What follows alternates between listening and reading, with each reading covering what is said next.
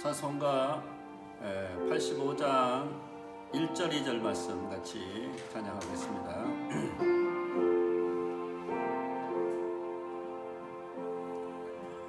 그들을 생각만 해도 이렇게 좋거든.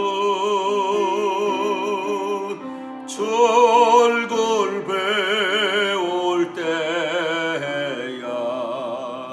얼마나 좋으랴. 만민의 구주 예수여 귀하신 이름은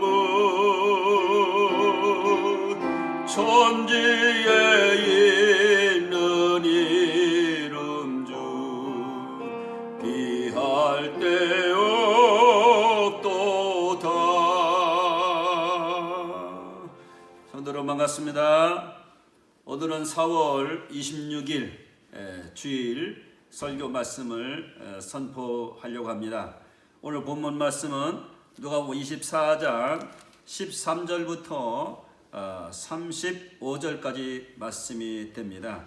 근데 한 몇 절만 읽고 말씀을 통해서 계속 은혜를 같이 나누시겠습니다. 그들이 눈이 밝아져 그인 줄 알아보더니 예수는 그들에게 보이지 아니하시는지라. 그들이 서로 말하되 길에서 우리에게 말씀하시고 우리에게 성경을 벌어주실 때에 우리 속에서 마음이 뜨겁지 아니하더냐 하고, 곧 그때로 일어나 예루살렘에 들어가 보니 11 제자와 및 그들과 함께 한 자들이 모여 있어 말하기를 주께서 과연 살아나시고 시몬에게 보이셨다 하는지라. 두 사람도 길에서 된 일과 예수께서 떡 되심으로 자기들에게 알려지신 것을 말하더라. 아멘. 오늘 이 본문 말씀은 엠마오로 가던 제자가 예수 그리스도의 그 부활을 만나고 실망했던 제자가 다시 부활한 예수님을 통해서 회복되어 가지고 예루살렘에 가보니까 예루살렘에서도 회복을 받은 베드로가 있었고 회복을 받은 많은 제자들이 있음을 발견하게 됩니다. 이 말씀을 통해서 우리도 참 믿음이 회복되는 그런 은혜가 있기를 주의 이름으로 축복합니다. 오늘 본문의 시작은 13절부터 나옵니다. 그날에 그들 중 둘이 예루살렘에서 20올이 되는 엠마오라는 마을로 가면서 그랬습니다. 엠마오는 온천이라는 뜻이 있습니다. 샘물, 즉 온천이라는 뜻이 있는데 엠마오로 기록하면서 이 모든 된 일을 서로 이야기하고 있었습니다. 즉 그동안에 예수 그리스도의 그 십자가의 죽음과 그 다음에 사흘 동안 있었던 일, 그 다음에 여인들의 일, 그 다음에 제자들의 일, 여러 가지 일들을 이야기하고 있었고요. 15절 보면 그들이 서로 이야기하여 문의할 때에, 문의한다는 건 서로 묻고 답변하고, 그 다음에 예수께서 가까이 이르러 그들과 동행하시나. 여러분, 주님이 있잖아요. 대화를 하는데 가까이 오셔서 동행을 하시는 거예요. 우리가 참 살지만 내가 숨을 쉬고 있다는 것을 우리가 잘 모르시잖아요. 당연한 줄로 생각하고, 내가 이 세상에 있는 햇빛이라든지 그다음에 공기라든지 모든 환경이 너무 당연스러운 것이 있어서 그것이 하나님이 나를 지금 돕고 있고 나와 지금 함께 인도하고 있고 나를 사랑하고 있다는 이것을 그렇게 많이 못 느끼는 듯이 예수님이 그들과 이렇게 대화를 나누는데 동행했는데도 그들의 눈이 가려져서 그인 줄 알아보지 못했다. 사실 우리가 성령 받고 나서 우리가 깨닫게 된 우리가 세상의 영을 받지 않냐 오직 하나님께로부터 영을 받았으니 이는 우리로 하여금 하나님께서 우리에게 은혜로 주신 것들을 알게 하십니다. 예수 믿기 전에 그게 당연히 원래부터 있었던 것으로 생각됐지만은 믿고 보니까 있잖아요. 이 모든 천지가 그냥 만들어진 거 아니에요. 전부 하나님이 섬세하게 첫째 날, 둘째 날, 셋째 날, 넷째 날, 다섯째, 여섯째 날 모든 만물을 아주 세밀하게, 그래서 이제 학자들은 생각하기를 누군가가 지적인 설계를 하신 분이 있다 하는 것을 깨닫게 되죠. 그렇습니다. 그냥 우연히 생겨난 세상치고는 너무나도 구체적인 것이 이 세상입니다. 그러니까 하나님이 지금 우리와 함께 계신데도 사실은 사람들의 눈이 가려져서 부활하신 예수님이 그들과 함께 있는데도 그 부활의 주님을 모르고 그냥 대화하고 실망하는 그 제자의 모습과 같지 않겠습니까? 17절 말씀 보니까 예수께서 이르시되 너희가 길 가면서 서로 주고받고 하는 이야기가 무엇이냐 하시니, 여러분 부활하신 주님이 대화를 하고 있다는 거죠. 여러분 옆에 있는 사람과 대화해 보시겠습니까? 안녕하십니까? 반갑습니다. 사랑합니다. 대화를 하고 있다는 거 아닙니까? 부활하신 주님이 자기와 함께 동행하는 것을 모르면서도 그들과 함께 지금 대화하고 있는 거 아닙니까? 얼마나 아름다운 사실입니까? 인격적인 그러한 주님께서, 살아나신 주님께서 엠마오로 간 그들에게 지금 대화를 하는데 예수께서 이르시되 너희가 길 가면서 주고 받는 이야기가 뭐냐는 거예요. 그때 그들은 슬픈 빛을 띠고 머물러 섭니다. 너무 슬펐습니다. 자기들의 기대치가 채워지지 않았습니다. 자기들의 마음에 충족되지 않았습니다. 자기들 원하는 뜻이 채워지지 않았습니다. 그래서 그 기대치가 꺾여져서 그것도 그 밤에 자기 고향으로 내려가는 그 엠마오 제자를 생각해 보십시오. 그 한 사람인 글로바라는 제자가 대답하여 이르되 라겠습니다. 이 성경 말씀에 글로바라는 말은 마리아의 남편이자 작은 야고보 요새의 아버지로 봅니다. 요한복음 19장 25절에 이런 글로바라는 사람, 그래서 독자들에게는 낯선 사람이 아니고 초대교회의 지도자적인 위치에 있는 인물로 봅니다. 그 익명의 제자는 글로바의 아내로 보고요. 이들은 예수님을 유월주 축제에 참가했다가 돌아가는 사람 정도로만 생각했던 거죠. 그래서 이르되 글로바라는 사람이 대답하되 당신 예루살렘에 체류하면서 조금 요즘 거기서 된 일을 혼자만 알지 못하느냐? 이르시되 무슨 일이냐? 하고 또 주님이 두 번째 무슨 일이냐? 하고 묻게 됩니다. 나사렛 예수님의 일이니 그는 하나님과 모든 백성 앞에서 말과 일에 능하신 선지자여거늘. 이분들이 예수님을 선지자로 하는 거예요. 말과 일에 능하신. 그래서 모든 귀신들을 내쫓고 병든 자를 고치고 또한 죽은 자를 살리시고, 그래서 예수 그리스도 그분에게 엄청난 기대치가 많았던 사람 중에 한 사람이죠. 그래서 그는 말과 일에 능하신 선지자다. 능하신 선지자다. 능하신 하나님의 아들이다. 능하신 하나님이시다. 그렇게 말하지 않고 선지자다. 우리 제사장들과 관리들이 사형 판결에 넘겨져 십자가에 못 박았느니라 그랬습니다. 대제사장과 관리들 때문에 이제 십자가에 못 박혀 죽었다는 거죠. 하나님의 계획에 의해서 우리의 모든 인류의 죄악을 대신 형벌받기 위해서 돌아가신 예수가 아니라 그냥 권력자들에 의해서 또한 세상의 종교 지도자들에 의해서 무참하게 실패한 예수, 종교로 실패한 예수, 그런 예수로만 그들이 깨달았다는 것을 발견하게 됩니다. 우리는 이 사람이 이스라엘을 속량할 자로 바라노라. 무슨 말입니까?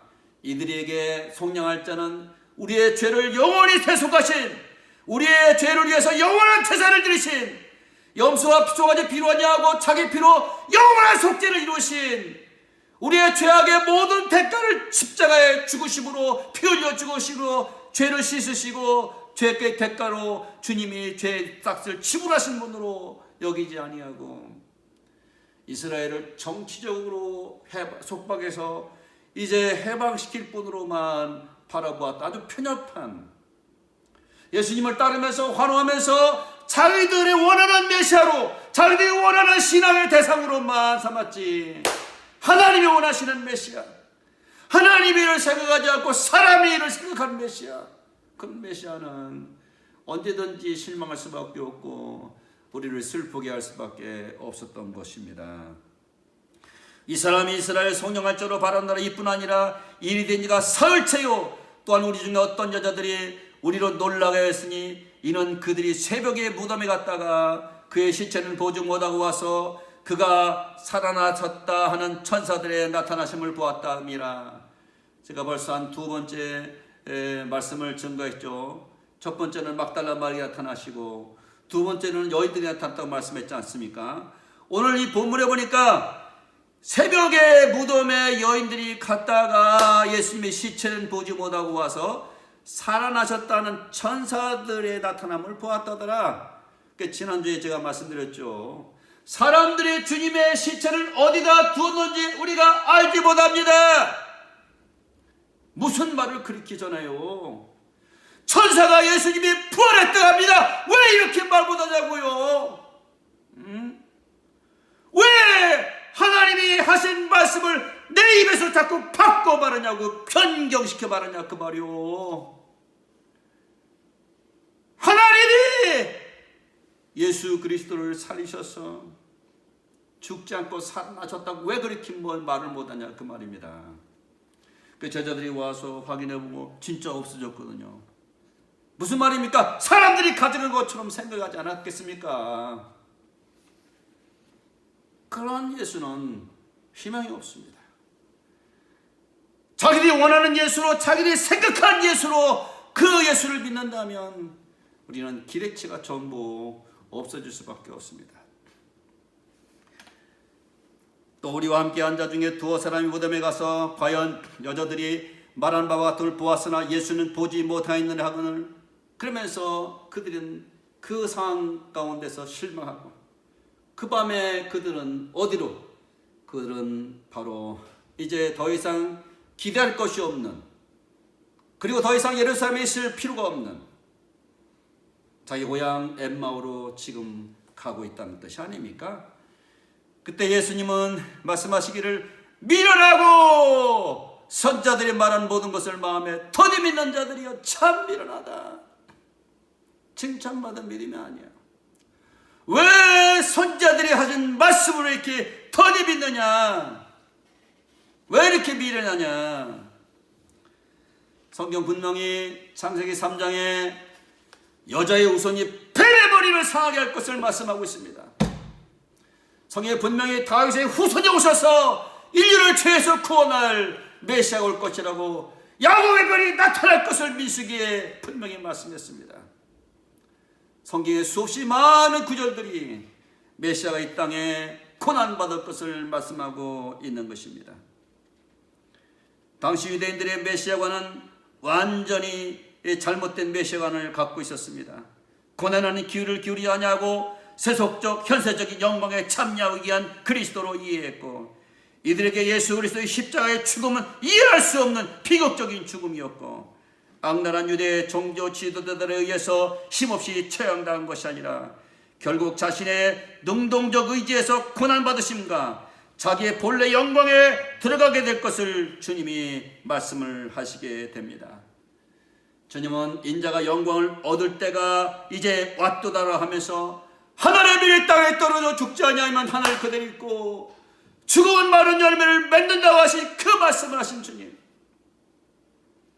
누구에서 권력의 지배에 대해서 로마 군병의 어떤 힘의 지배에 의해서 십자가에 달려 피 흘려 죽은 것이 아니라 하나님이 우리 인간들의 죄악을 대수하기 위해서 능동적으로 자기가 그들에게 내어줌을 이제 당하신 것이다, 그런 말입니다.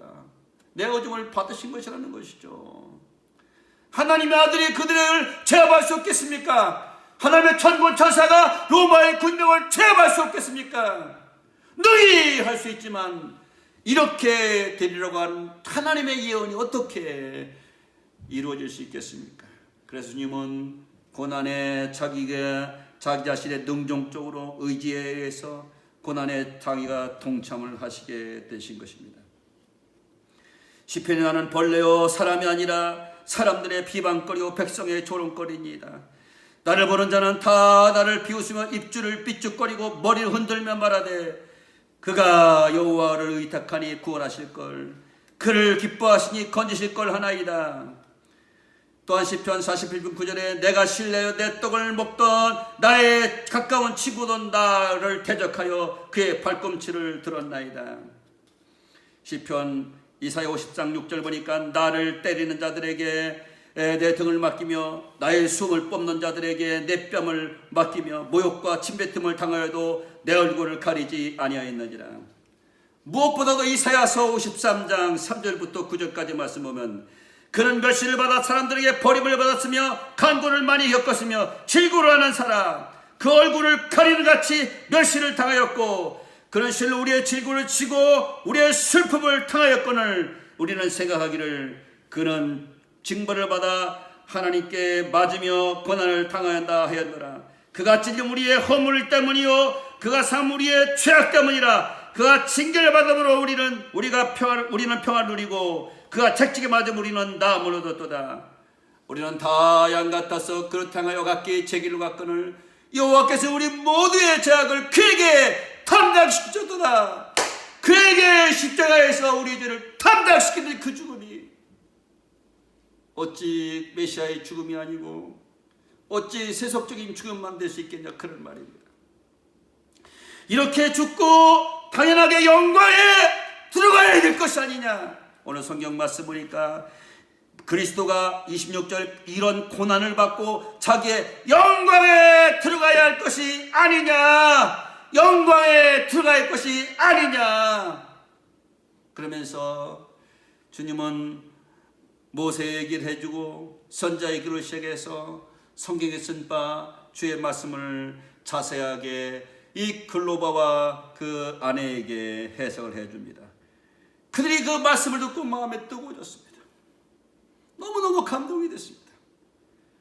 그들이 가는 마을에 이제 엠마오에 가까이 가게 됩니다.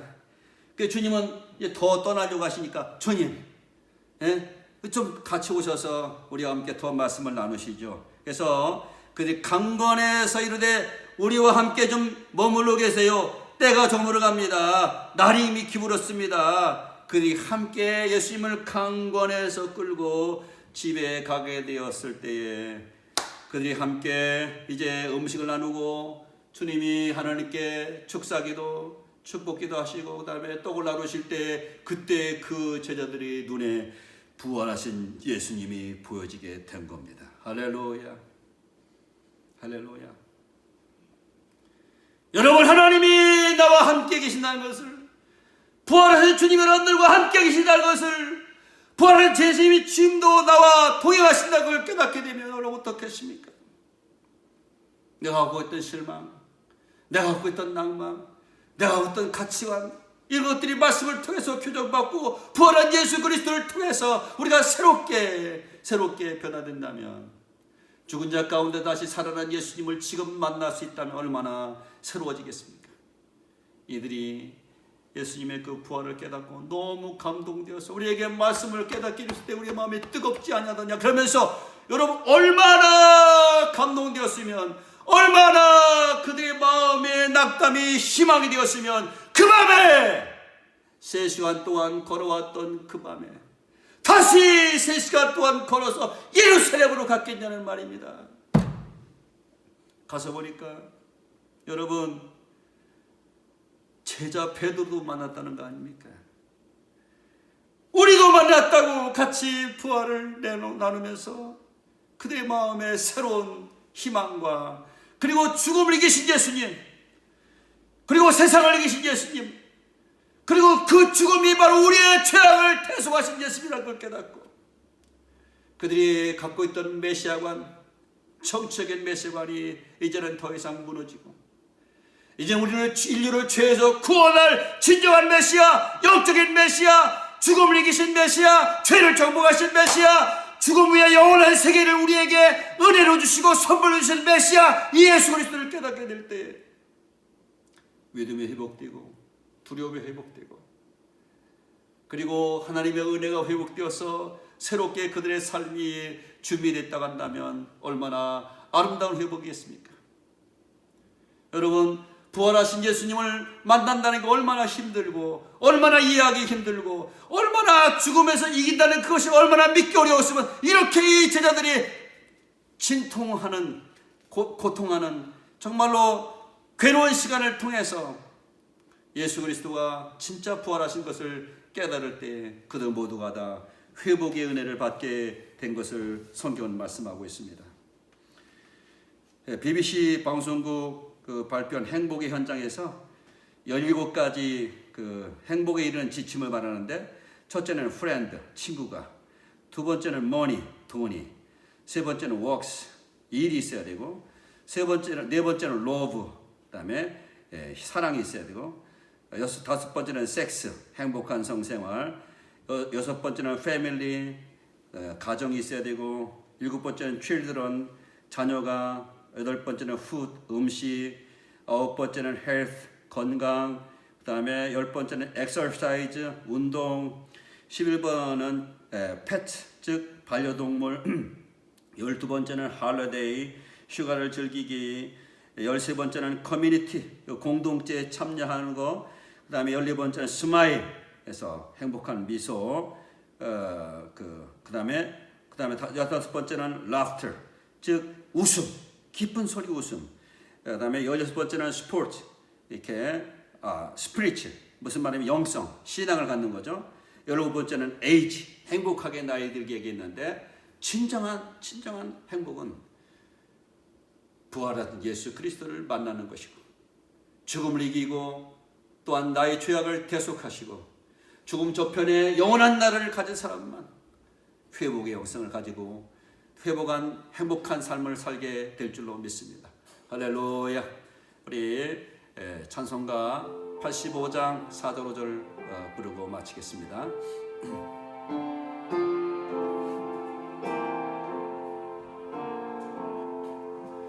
예수의 넓은 사랑을 어찌다 말하랴. 주 사랑받은 사람만 그 사랑 알도다. 사랑의 구주 예수여, 내 기쁨 되시고 이제로부터 영원히 영광이 되소서. 하나님 아버지 감사합니다.